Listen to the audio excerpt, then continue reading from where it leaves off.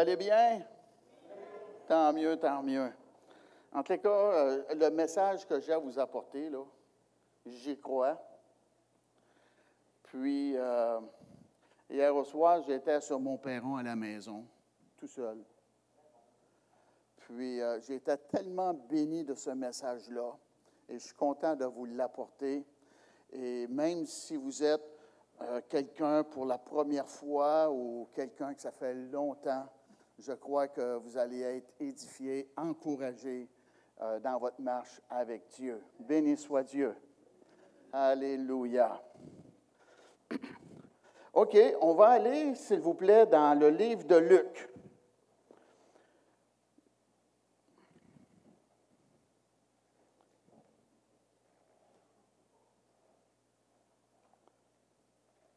Luc, 10e chapitre.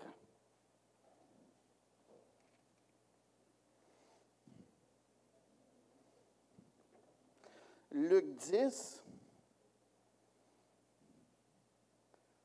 Je vais vous parler de Jonathan, un conquérant, un grand ami du roi David. Et je prends une partie du passage dans le Nouveau Testament pour vous apporter la pensée. Luc 10, commençons au verset 17. Les 70 revinrent avec joie, disant, « Seigneur, les démons même nous sont soumis en ton nom. » Hey, ça, c'est une bonne nouvelle, ça? Hein? Tu dis au diable de se fermer, puis il est obligé de t'écouter, là? C'est beau, hein? Les au diable, pas ton voisin, là. Jésus leur dit, « Je voyais Satan tomber du ciel comme une éclair. » OK, on va recommencer. Luc 10, commençons au verset 17. Les 70 revinrent avec joie, disant, « Seigneur, les démons même nous sont soumis en ton nom. » Jésus leur dit, « Je voyais Satan tomber du ciel comme un éclair. Voici, je vous ai donné le pouvoir de marcher sur les serpents et les scorpions et sur toute la puissance de l'ennemi, et rien ne pourra vous nuire. » Amen. Merci Dieu. Allez, s'il vous plaît, dans le livre de Matthieu. Matthieu, 17e chapitre. Matthieu 17. Alléluia.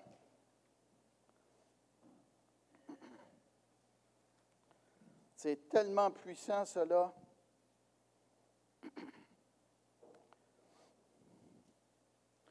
Jésus a dit, Matthieu 17,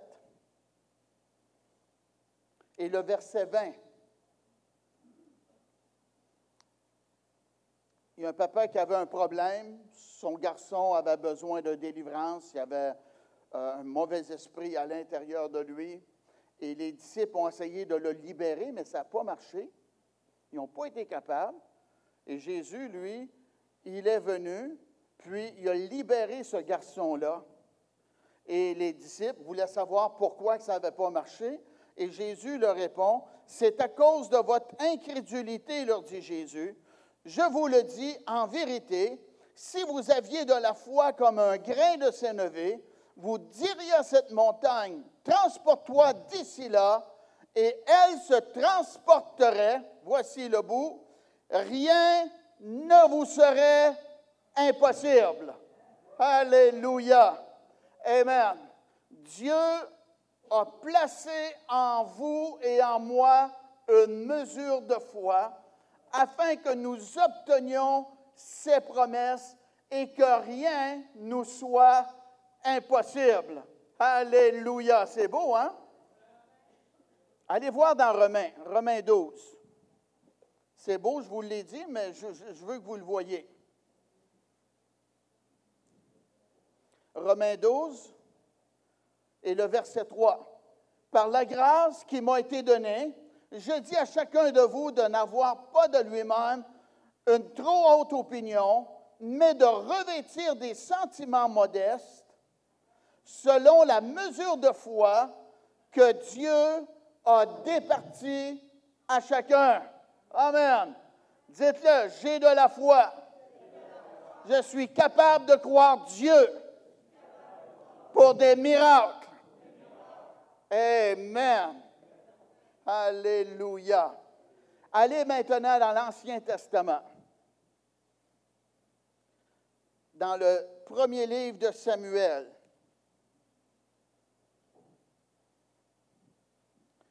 Premier Samuel, 13e chapitre.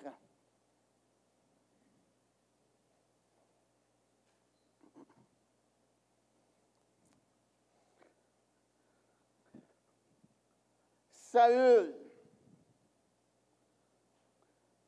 le premier roi du peuple de Dieu, parce que les gens ne voulaient plus avoir Dieu pour régner dans leur vie. Ils voulaient être comme les autres nations, avoir un roi physique, là, qu'on soit capable de voir, de parler avec, de toucher, de raisonner avec. On veut être comme toutes les autres.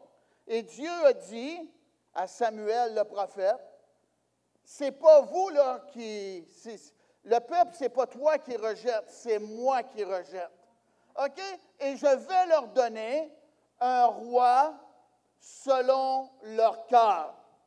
Qu'est-ce qu'ils veulent? Et ça, bien, ça ressemble à notre politique, là. Oui. On choisit les gens qui ont nos valeurs. Eh oui. Fait que, c'est ça, il leur a donné un roi selon leur cœur. Et le prophète Samuel avait un rendez-vous avec le roi. Et il est arrivé en retard.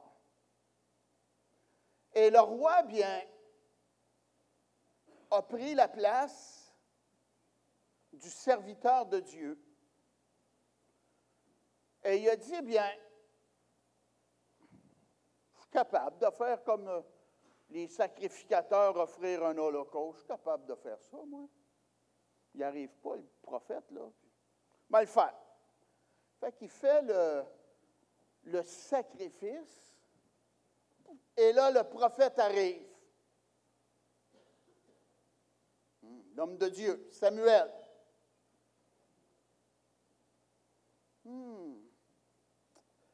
Qu'est-ce qui est arrivé, Saül? Ben, tu n'arrivais pas. Puis, j'ai fait le sacrifice. Tu as fait ça, toi. Tu n'es pas attitré pour faire cela. Tu n'es pas formé pour faire cela. Tu n'as pas l'appel de Dieu pour faire cela. Écoute bien, monsieur le roi. Tu as agi en insensé. Ouais.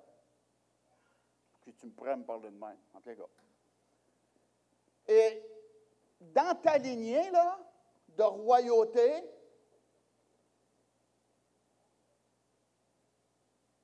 il n'aura plus. Je te rejette comme roi. Dieu te rejette comme roi pour avoir désobéi. Wow. Ouais. Regardez au verset 14. Et maintenant, ton règne ne durera point. L'Éternel s'est choisi un homme selon son cœur, et l'Éternel le destinait à être le chef de son peuple, parce que tu n'as pas observé ce que l'Éternel t'avait commandé. Dieu, très souvent, ne pense pas comme nous. Et c'est à nous à connaître la Bible afin de penser comme Dieu. Oui. Puis, c'est ça. Ça a mal fini avec Samuel et Saül. Samuel est parti. Et les Philistins, leur nom veut dire errant, des ennemis du peuple de Dieu, se sont emparés du territoire. Oui. Et il était 300 000. C'est du monde. Et le roi Saül, dans la défaite, après s'avoir fait dire la royauté était enlevée, avait 600 hommes avec lui. Et les Philistins dominaient. Et les Philistins ont dit, pas d'armes aux Hébreux. Pas d'épée, pas de lance, pas d'armes pour les Hébreux. On va contrôler. Ouais. Regardez au verset 19. On ne trouvait point de forgerons dans tout le pays d'Israël, car les Philistins avaient dit, empêchons les Hébreux de fabriquer des épées et des lances.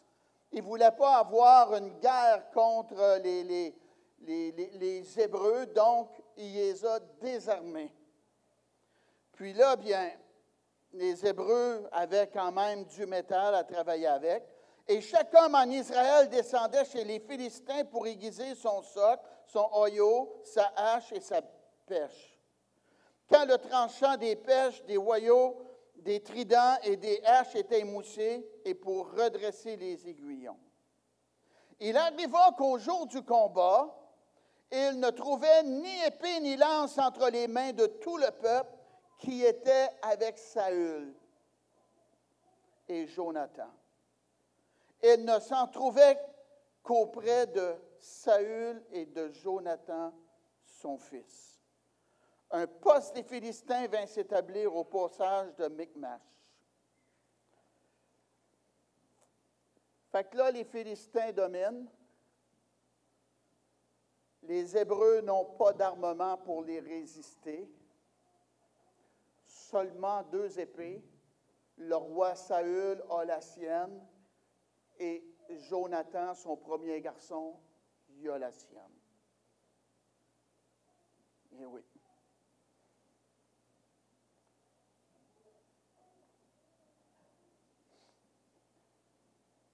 Jonathan, un grand ami du roi David.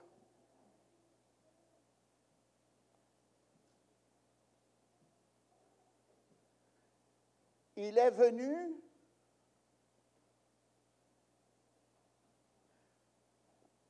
en France, ils disent, il en avait marre.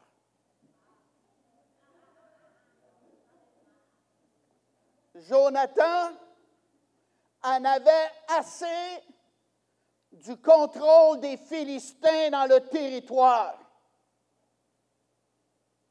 Eh oui. Je ne m'appelle pas Jonathan, je m'appelle Daniel. Mais moi aussi, j'en ai assez des niaiseries qui se passent dans notre société.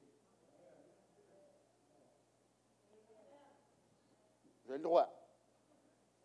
J'ai écrit une chronique, vous pouvez regarder ça sur UVVC.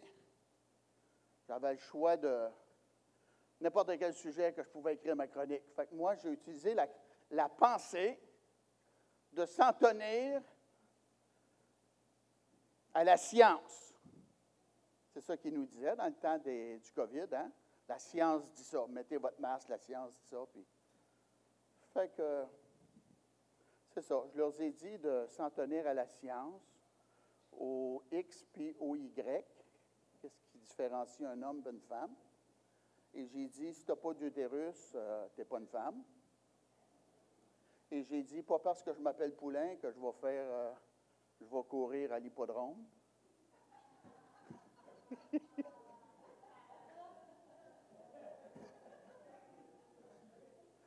Ah ouais, vous pourrez lire ça.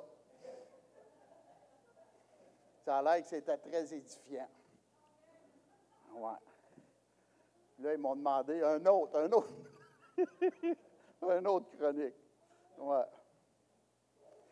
Fait que, c'est ça, comme Jonathan, moi aussi, j'en ai marre.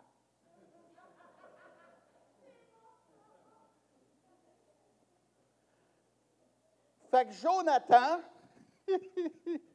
oh oui, j'aime ça, ce gars-là, oui,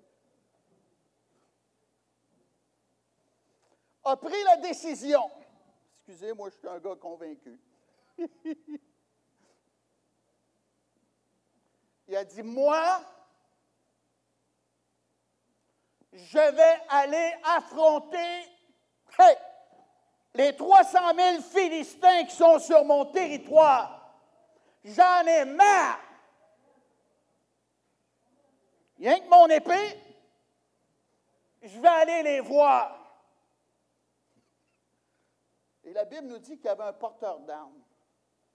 Un porteur d'armes, c'était un officier qui était choisi par le roi ou un général à cause de sa bravoure.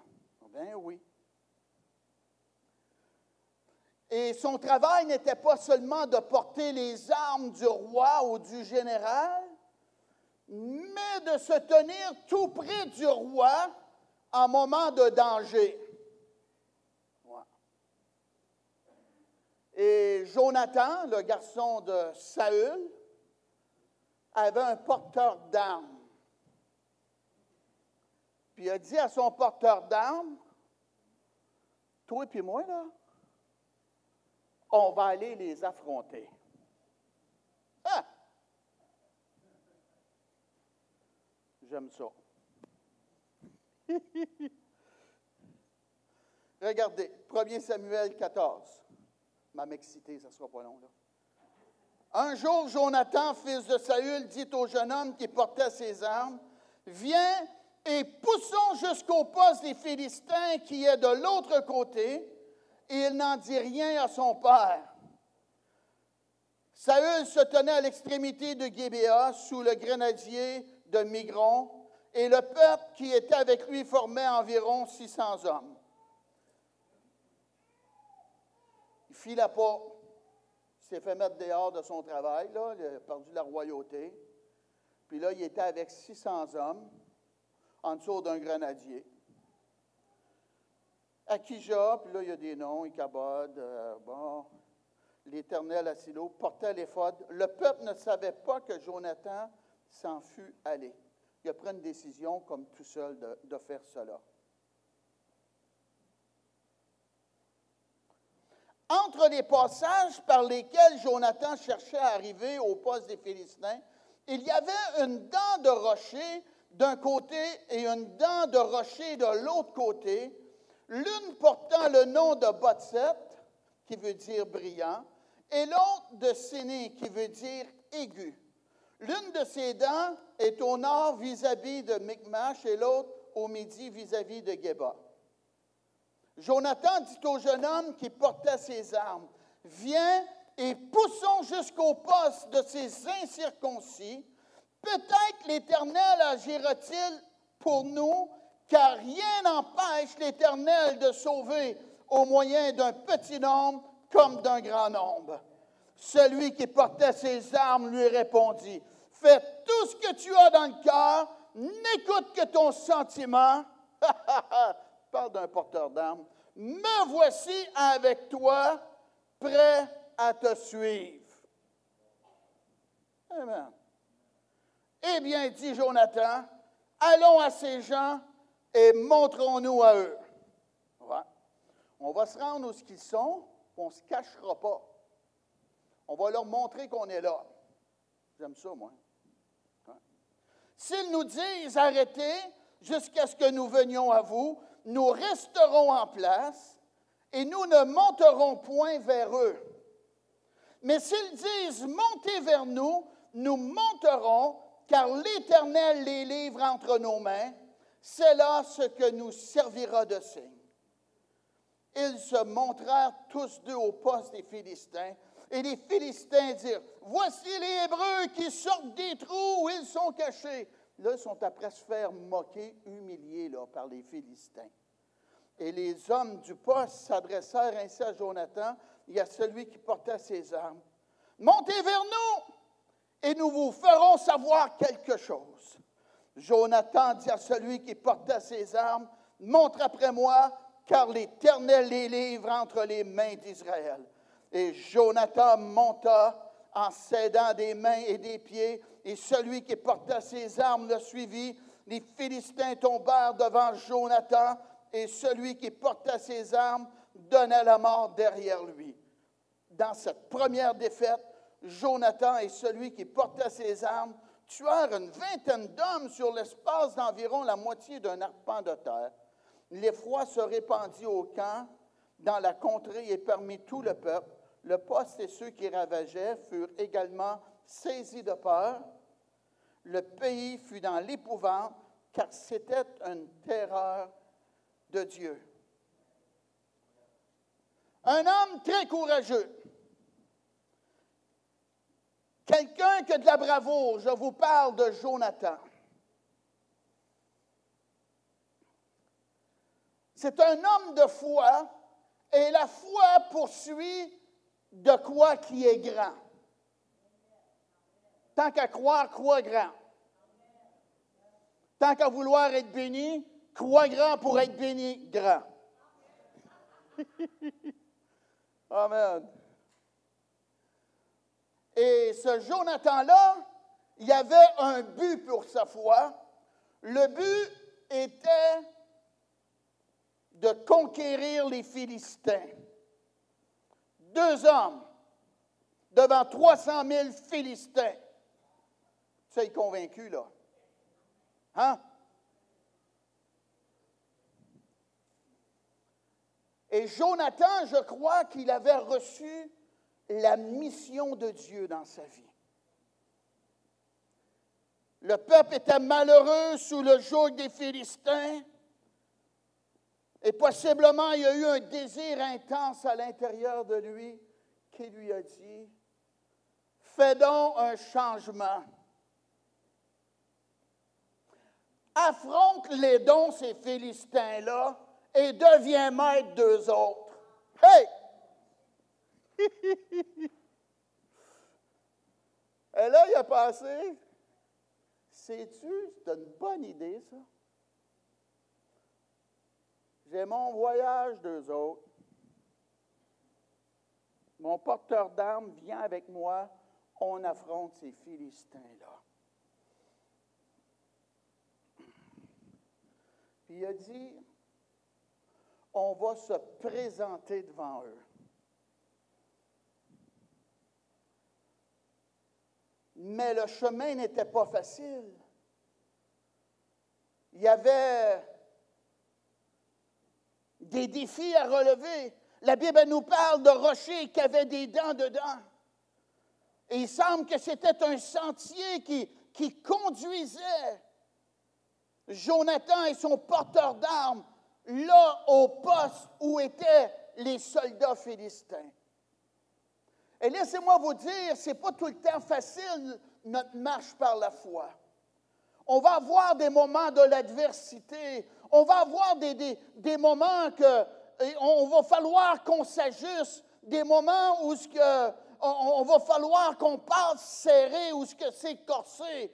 Mais le désir, le rêve que Dieu a placé en toi, perds pas cela. Laisse pas les embêtements et les difficultés t'empêcher d'accomplir la mission que Dieu a pour ta vie. Amen. Et là, bien, ils se sont rendus au poste des Philistins. Et il y avait comme un doute dans la vie de Jonathan, par exemple. Parce qu'il parlait, si l'Éternel.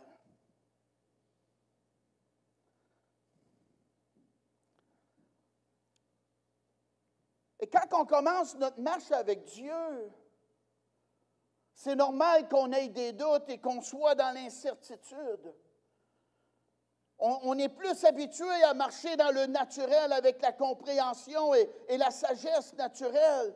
Mais Dieu ne nous appelle pas à marcher dans le naturel, dans le terre à terre. Il nous appelle à marcher avec lui par la foi et voir le surnaturel se produire en réponse de notre foi. Et Jonathan a dit à son serviteur, il a dit, car rien n'empêche l'Éternel de sauver en petit nombre comme d'un grand nombre. Dieu ne regarde pas à combien de personnes qui est avec toi, il regarde si tu as ta foi en lui afin d'obtenir la bénédiction de Dieu. Et moi, lorsque j'ai commencé dans l'Église avec mon épouse Linda et quelques personnes, ce passage-là m'a aidé parce que je n'avais pas grand monde et amen, je devais avoir les yeux de la foi et m'attendre à la bénédiction de Dieu. Amen. Et j'avais une grande vision et je n'avais pas beaucoup de personnes, mais la Bible elle nous dit que Dieu est capable de sauver avec un petit nombre autant qu'un grand nombre. Amen. Dieu est sur notre côté quand on veut accomplir son plan et sa volonté. Et qu'est-ce qui était beau dans la vie de ce porteur d'armes-là, c'est qu'il a dit à Jonathan, il dit, moi, je suis en arrière de toi. C'est en mes mots. Et je suis prêt à te suivre. Il n'était pas juste là pour donner un coup de main, mais il était là pour le supporter dans la mission que Jonathan avait. Oh, comment important d'avoir des gens qui veulent nous donner un coup de main, mais pas juste un coup de main, qui veulent nous supporter dans la mission pour accomplir la mission de Dieu. C'est tellement important. Quelle bénédiction.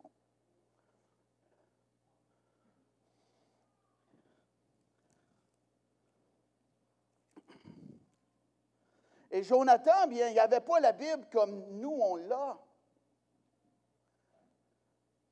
Il a mis un signe devant Dieu. Et je crois que c'était inspiré par Dieu. Qu'est-ce qu'il a décrété, qu'est-ce qu'il a déclaré. Pour savoir vraiment si c'était Dieu qui était pour leur donner la victoire,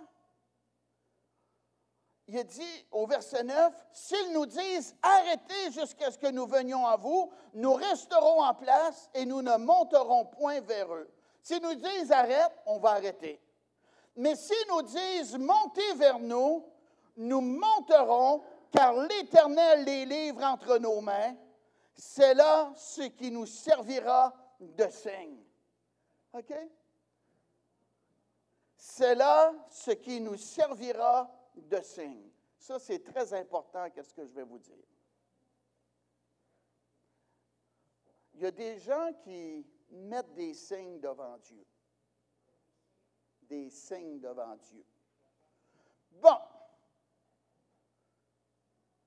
Dieu, c'est ta volonté que je marie ce gars-là. Fait qu'il neige. Ils sont en hiver.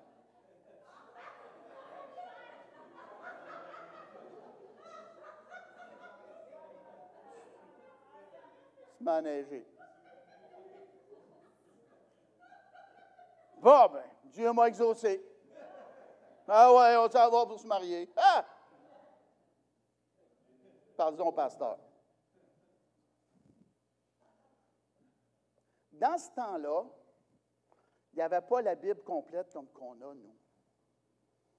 Nous, on a le Nouveau Testament aussi, les paroles de Jésus, la pensée de Dieu, qui est encore plus complète que dans l'Ancien Testament.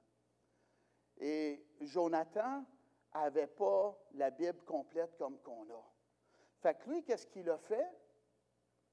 Je crois qu'il a ressenti de quoi à l'intérieur de lui qui lui a dit, voici, s'ils te disent montons, ça veut dire que je te promets la victoire sur les Philistins. Puis s'ils te disent pas montons, tu n'y vas pas. Il y avait ça comme désir, je crois, comme signe. Et là, il dit ça à son porteur d'armes. S'ils nous disent d'arrêter, on va arrêter. S'ils nous disent montons, bien là, on va monter. Amen. Fait que là, bien, il était là, puis il voulait être vu. Puis ils se sont présentés devant les Philistins, puis ils se sont fait moquer. Oui. Mais il s'est fait dire, montons, montez. Ah, hey, j'ai compris. Ça veut dire que Dieu me donne la victoire sur les Philistins. Mon porteur d'armes, on affronte les Philistins par la foi. Alléluia. Oh, gloire à Dieu. Et là, devant tous ces Philistins-là, et devant les autres qui étaient là, ils se sont montrés mais lorsqu'ils ont agi par la foi, avec une grande conviction en Dieu, s'attendaient que Dieu était pour combattre pour eux et les aider dans la chose. Lorsqu'ils se sont présentés, lorsqu'ils ont monté, Dieu s'est mis en action contre les Philistins. Alléluia. Amen. Pour recevoir des miracles, des bénédictions de la part de Dieu, la Bible nous dit, lorsque les sacrificateurs vont mettre la plante des pieds dans le Jourdain, alors le Jourdain va se fendre. Ce que je suis après vous dire, pour obtenir la bénédiction de Dieu, il faut se mouiller les pieds. Vous mettez votre logique de côté, amen, et vous dites, Dieu me dit de faire cela, et lorsque je vais faire cela, je m'attends à la bénédiction de Dieu. Et c'est ça qui est arrivé. Ils ont monté par la foi, et Dieu a créé une panique dans le camp des Philistins. Ils se sont entretués entre eux. Alléluia! Wow! C'était tellement puissant que même la terre a tremblé. Béni soit Dieu. Et il y a eu une vingtaine, 20 personnes qui ont été mortes. Pourquoi? Parce que Jonathan a défié sa foi, il a mis sa foi en Dieu. Alléluia! Amen! Et c'était une guerre, une campagne, je dis ça de même, il était rien que deux, de libération du peuple de Dieu. Et qu'est-ce qui s'est produit? Les Philistins ont été vaincus et le peuple de Dieu est rentré à nouveau dans la liberté. Alléluia! Moi, je vous dis, le rêve, le désir que Dieu a placé en toi, perds pas ce désir-là. Perds pas ce rêve-là. Fais ce que Dieu te demande de faire. Fais-le par la foi. Attends-toi à sa bénédiction. Et tu vas voir que les circonstances vont changer. Parce que Dieu ne fait pas exception de personne. Alléluia. Gloire à Dieu. Moi, je vous dis, pense grand et crois grand. Alléluia. Amen. Et attends-toi à de grandes choses de la part de notre Dieu. Alléluia. Béni soit Dieu. Alléluia. Merci Dieu. Et là, bien moi puis vous, mes porteurs d'âme, on a entrepris une mission canadienne, d'affaiblir le royaume des ténèbres. Comment est-ce qu'il s'affaiblit le royaume des ténèbres? En gagnant des âmes pour le Seigneur Jésus. On est rendu à la télévision d'un océan à l'autre, ici dans notre belle nation canadienne. Et je vais continuer à prêcher la parole de Dieu. Mais je ne suis pas satisfait avec une journée par semaine. Amen. Moi, je veux devenir, gloire à Dieu, 7 jours sur 7 par semaine à prêcher la parole de Dieu. Alléluia. Tout est possible à celui qui croit. Dites merci, Seigneur. Alléluia. Merci Dieu. J'ai dit merci Dieu. Hey, je me suis levé, moi, j'ai été impacté un matin, là. Eh oui. J'ai parlé avec mon neveu, Joel Spinks, dernièrement. Eh oui. Il a fait une campagne de levée de fonds. Eh oui. Il a ramassé 100 000. T'en vas-tu des émissions de TV avec ça? Wow! Amen. Son Dieu est mon Dieu. Amen. Il faut penser grand, mes amis. Il faut servir Dieu. Qu'est-ce qui est arrivé avec Jonathan? C'était quelqu'un qui était brave. C'était quelqu'un qui était courageux. J'ai dit à quelqu'un un matin, j'ai dit, on veut trop vivre dans le confortable, dans le confort. Quand que pour obtenir des grandes choses de la part de Dieu, il faut qu'on soit brave et courageux et faire des grands pas de foi, s'attendant à la bénédiction de Dieu. Alléluia. Merci Dieu. Hey, j'ai-tu des porteurs d'âme avec moi ici un matin? Oui? En as-tu d'autres? OK, il y en a plus que Jonathan. Rendu à 4 à peu près, là. Wow! Alors, revenez entendre la parole. Votre foi va être bâtie encore, là. Amen. C'est ça. Il faut s'attendre à la bénédiction de Dieu et être dans son plan, dans sa volonté. Et alors, Dieu va intervenir. Gloire à Dieu. Dieu, ça ne prend pas beaucoup. Ça prend quelqu'un qui est déterminé et qui veut faire son plan, sa volonté. La parole nous parle qu'avec 4 lépreux qui étaient à la porte de la ville, ils se sont dit, quoi, resterons-nous ici et mourir? Levons-nous, entrons dans le camp de l'ennemi. S'il nous laisse vivre, on va vivre, puis s'il nous tue, on va mourir. On va mourir ici quand même. Risquons de rentrer dans le camp de l'ennemi. Ils se sont levés, puis ont commencé à marcher vers le camp de l'ennemi. Mais lorsqu'ils marchaient, Dieu a monté le volume après l'amplificateur du ciel. Et dans le camp de l'ennemi, il attendait une ou des armées marcher vers eux. Oh, ils ont eu tellement peur qu'ils se sont levés. En québécois, ils ont pris la poupe d'escampette, ils sont partis d'un coup sec. Amen. Ils avaient tellement peur. Mais pourquoi? Parce que Dieu marchait avec eux. Et lorsqu'ils sont rentrés, c'était un moment de famine. Ils ont découvert de la nourriture. Ils ont découvert de l'eau. Ils ont découvert de l'argent. Métal, argent. Ça représente le salut, la grâce de Dieu. Ils ont découvert de l'or également. Ça représente la vraie foi. Amen. Oh, ils étaient tellement contents dans un temps de famine. Il y avait à manger, il y avait à boire, il y avait la prospérité. Et ils ont dit, aujourd'hui, c'est pas bien qu'est-ce qu'on fait là. On n'en parle pas aux autres personnes. Aujourd'hui, c'est une journée de bonnes nouvelles. Disons-le, qu'est-ce que le Seigneur a fait. Alléluia. Merci Dieu. Et l'homme qui était incrédule, qui ne croyait pas, parce que l'homme de Dieu avait dit, demain à 7 heures, il va y avoir de la nourriture. Le roi était appuyé sur son bras ou sur sa main.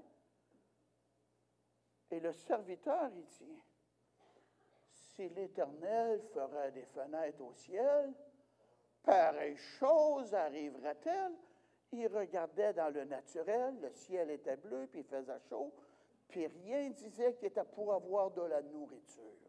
Mais la Bible nous dit que nous ne marchons pas par la vue, mais par la foi. Amen. Écoutez ça. Pas drôle l'incrédulité que ça fait. La bonne nouvelle s'est répandue. Nous avons de la nourriture! Et le peuple est venu. Oh, il était tellement pressé. Et l'homme est mort piétiné par le peuple à cause de son incrédulité. Oui, pareil comme l'homme de Dieu avait dit, tu vas le voir de tes yeux, mais tu n'en mangeras point. Oui. Oh, on se trouve fin à être incrédule. Oui, on est intelligent, nous autres, on ne se laisse pas influencer. On n'est pas faible, on n'a pas besoin d'aller à l'église, d'avoir Dieu dans notre vie. On est capable, on est fort nous-mêmes. Ah! Meurs avec Jésus, c'est préférable. Ah! Il est mort dans son incrédulité. Oui. Nous, on est des gens de foi. La mesure de foi que Dieu a départie à chacun. Les années ont passé, mes amis. Ma femme et moi et ma mère et un petit peu de monde. Et ça l'a grandi. Pareil comme dans la parole. Un petit nuage. La multiplication a eu lieu. Et les années ont passé. Et nous sommes encore là. Parce que Dieu est fidèle à cause de notre foi. Amen. Et Dieu va continuer à être fidèle. Et l'Église va continuer à grandir. Et l'Église va être trop petite. Il va falloir qu'on se rassemble plus qu'une fois ou qu'on achète un autre bâtiment parce que Dieu est fidèle. Dieu honore notre foi. Alléluia. On est déjà une Église d'impact, mes amis. Ça me touche parce que j'entends parler. Hey, vous impactez les nations avec la parole puis la télévision. Alléluia. C'est ça que je veux faire. Impacter des vies des gens. On a un message d'espoir. On a un Dieu d'amour, un Dieu qui veut guérir, qui veut relever, qui veut faire du bien, qui veut restaurer qu'est-ce que l'ennemi a volé. C'est tellement un bon message. Le message de l'Évangile, c'est ce que notre société a besoin. Fermez vos yeux, penchez votre tête, s'il vous plaît.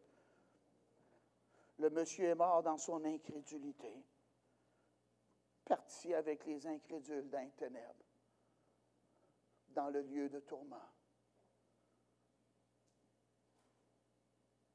Dieu ne te veut pas là, il te veut avec lui au ciel. Sois assez sage pour dire oui à Jésus. Jésus a dit, je ne mettrai pas dehors celui qui va venir à moi.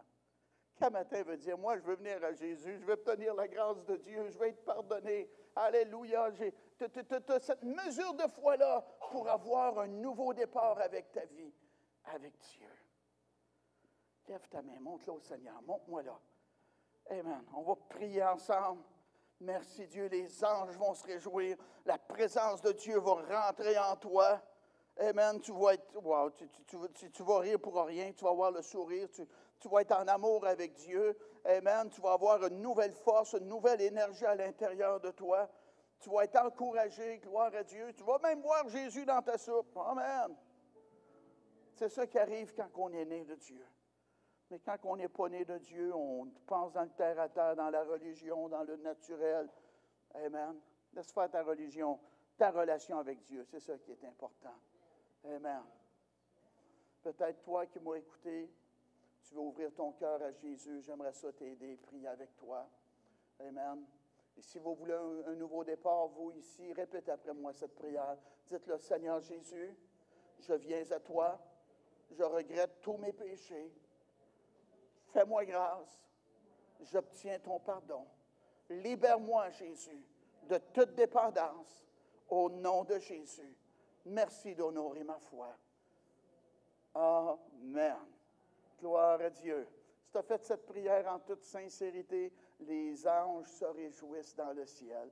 Parce que la Bible a dit, il y a plus de joie pour un ange, pour un âme qui vient à Jésus que 99 justes. Envoie-nous un courriel, laisse-nous savoir que tu as ouvert ton cœur à Jésus. Ça va être une bénédiction. Bienvenue dans la grande famille de Dieu. Gloire à Dieu. Levez-vous, s'il vous plaît. Alléluia. Amen. On est des gens avec une mission. On est des gens de foi. Amen. Soyons des gens qu'on s'attend de belles choses. Merci Dieu. C'est tellement beau, la Bible a dit, si tu crois, tu vas voir la gloire de Dieu.